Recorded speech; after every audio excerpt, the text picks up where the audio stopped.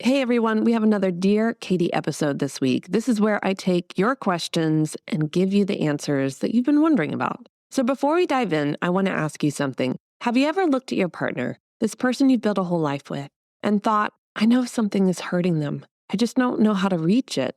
Maybe there's no big drama, no obvious wound you can point to. Their childhood looked completely fine on paper. 2 parents, stable home, no chaos. And yet, something underneath has always felt just slightly off. And lately, it's been surfacing more. If that's you, stay with me because today's letter is for you too. So grab a warm drink and let's dive in.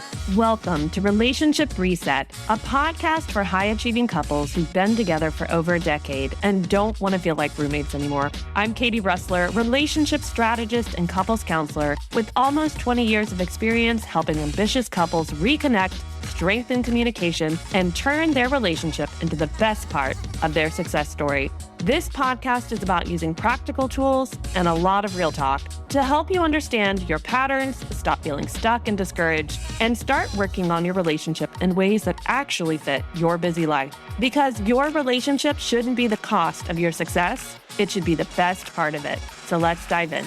Okay, I'm going to read this letter to you because her words really matter.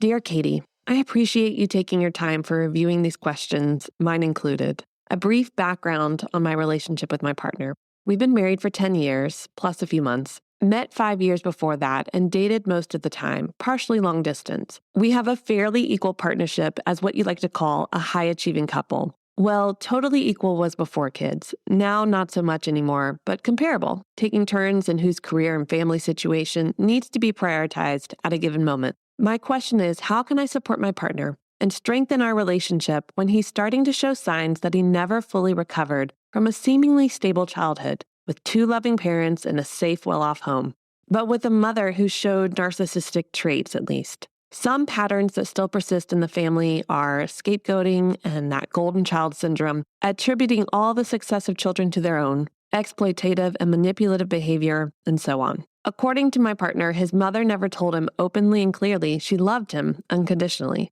which is quite the opposite of what he had seen with his younger brother. This way of bringing up definitely helped him build strong resilience and positivity towards others, but wounds still surface sometimes. He's a wonderful father and is determined to break the generational trauma. At the same time, he's also trying to be very cordial with the rest of the family while keeping strong boundaries that he set as a young adult. But now the family situation with aging parents, of which the father, who has always been his strong support, is suffering from dementia, and a problematic golden child is also starting to ail him. Thank you so much, Just a Wife. Oh, Just a Wife. First of all, what a beautiful letter, and what a thoughtful and clear-eyed way to describe your marriage. You're not attacking his family. You're not trying to diagnose everyone.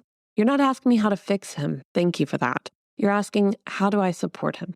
That's partnership, and that tells me your marriage has a really strong foundation to work from. Now, I want to name what's actually happening here because that's really important. When someone grows up as what we call the scapegoat in a family, meaning they were the one who absorbed the blame, the criticism, the comparison, the wound doesn't always look dramatic. It's quiet. It's subtle. It sounds like, I just need to try harder. I don't want to cause problems. I'll be the strong one. I don't need anything. Does that sound familiar with your partner? And here's what's happening right now in your specific situation. His dad, the safe parent, the person who was always in his corner, is declining. He's losing his emotional anchor. And at the same time, the old family dynamics are flaring back up with his brother. So he's not just navigating logistics, he's grieving. He's holding boundaries. He's protecting your family. He's managing guilt. And underneath all of it, the old nervous system is being activated in ways it probably hasn't been in years. That's a lot. So let's talk about how you can show up for him through this. I want to explain something because I think it'll help you make sense of what you're seeing. In families where one parent shows narcissistic traits, children often get assigned roles. There's the golden child, the one who gets held up as the pride and joy, who can do no wrong, and then there's the scapegoat, the one who gets all the criticism, the comparison, the blame. Now here's the thing.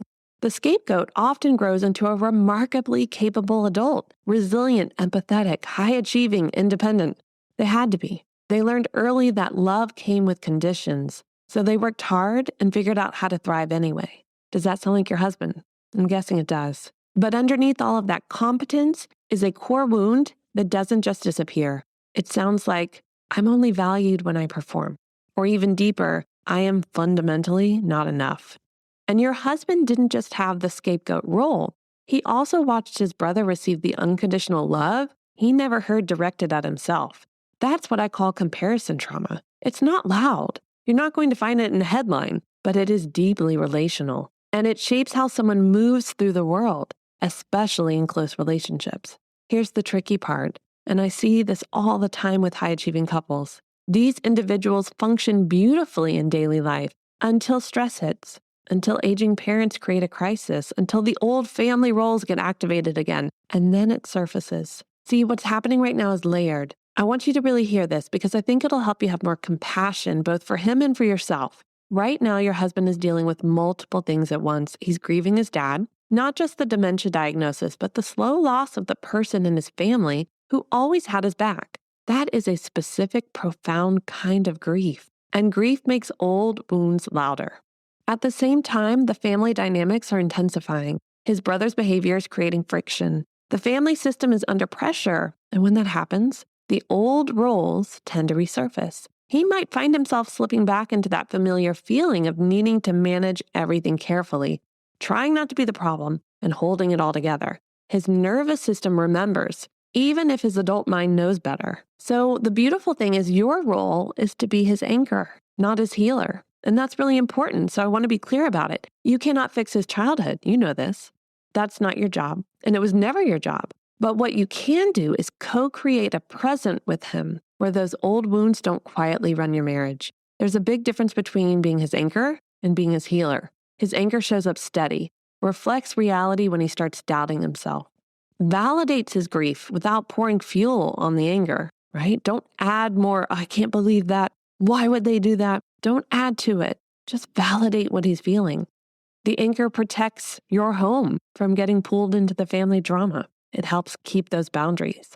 If you were to try to be his healer, you would be overfunctioning emotionally, taking on his pain, managing his feelings, trying to fix what you can't reach. Here's what I want to watch out for. If he grew up having to be hyper self-sufficient, never needing anything, never asking for too much, he may unconsciously resist leaning on you. Not because he doesn't love you, but because needing support might feel vulnerable or unfamiliar in a way he hasn't fully worked through.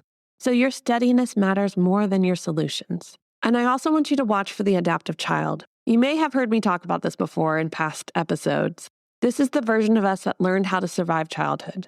And in scapegoat dynamics, it often looks like over-explaining, taking on too much, shutting down emotionally, becoming overly responsible, trying to prove worth. When his family stress increases, you might start to see that version of him show up more. He might overfunction. He might go quiet. He might minimize how much all of this is affecting him. When you notice it, don't say things like, you're triggered, you're having all this stuff from your past come up. That rarely lands well. Instead, try asking, what feels familiar about this? That one question does something important. It gently moves him from survival mode into reflection mode. It invites his adult self back into the room. And that's going to be the key to him really being able to navigate what's coming. I also want to give you a heads up that when extended family systems get unstable, triangles form. You start getting pulled into dynamics that have nothing to do with your actual marriage. And if you're not careful, the stress of his family of origin starts living inside your relationship. So I want you to protect the we, your marriage. That means making decisions together before engaging with the extended family. No one partner is carrying the emotional weight alone. No secret conversations or separate negotiations with other family members. It's you and your partner. Not you and the brother or you and the mom having discussions about how it should or shouldn't be. You and your partner. Have regular check-ins together during the season. Not crisis management conversations, but just how are we doing? What do we need from each other right now?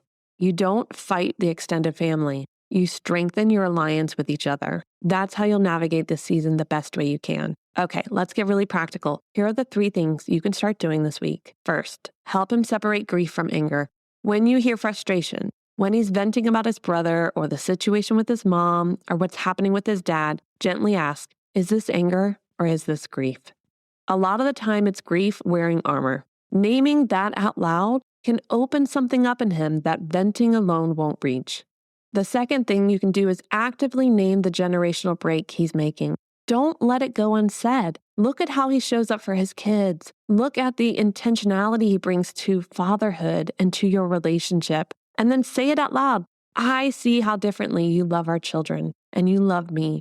I see what you're breaking. That kind of acknowledgement is incredibly powerful for someone who spent years not hearing that they were enough. He needs to hear it from you. And the last tip is to create sort of like a family stress protocol together in advance, right? Because here's what I know. Aging parents plus sibling tension plus work plus kids equals overload. And when we're already in the middle of it, it's really hard to make clear decisions. So make them now before the next wave hits. Sit down together and decide, how often are we going to engage with your family? What topics are off limits for us to take on? What does it look like when we need to take a step back? What's our signal to each other when one of us is hitting a wall? Proactive boundaries feel so much less aggressive than reactive ones, and they keep you on the same team instead of reacting in different directions. So here's your homework, just a wife, and I really want you to do this one. Set aside 20 minutes, just the two of you, and ask him these two questions. 1, what support from me feels helpful right now, and what actually feels overwhelming? Sometimes we think we're helping and we're actually adding to the problem without meaning to. Second question, what do you need from me to feel steady when things with your family get hard? And just listen. Write down what he says, because this season may be longer than either of you are planning for. And clarity right now prevents a lot of resentment later. Okay, just a wife, you are doing so much right already. You're not trying to fix him. You're trying to understand him. You're asking the right questions. You're showing up with curiosity instead of frustration, though I'm sure there are times where it's frustrating. But that's real partnership, and it matters more than you probably know. And dear listener, if this episode is hitting home for you, if you're navigating aging parents or aging in-laws, family dynamics from childhood, or trying to figure out how to support your partner without losing yourself in the process, I'd love to help you think it through. You can book a relationship game plan call with me. We'll get really clear and really honest about where you are, what your next steps look like, and how to protect your marriage through all of it. So make sure to look at the link below in the show notes and schedule a time. You can't change where you or your partner came from, but together you absolutely get to decide where you're going. I'll see you next week. Before you go, I want to leave you with this. The effort you put into your relationship is one of the most important investments you'll ever make. How you communicate and grow together shapes your home, your leadership, and the example you set for the people around you. Relationship work is truly legacy work, and it quietly impacts more lives than we often realize. If this episode resonated, consider sharing it with someone you care about, a partner, a friend, or another couple who's building a full life and want their relationship to be the best part of it too. And if you're enjoying these conversations, make sure to follow or subscribe to Relationship Reset. Leaving a rating or review also helps this message reach more couples who are ready to grow with intention. I'll see you next week.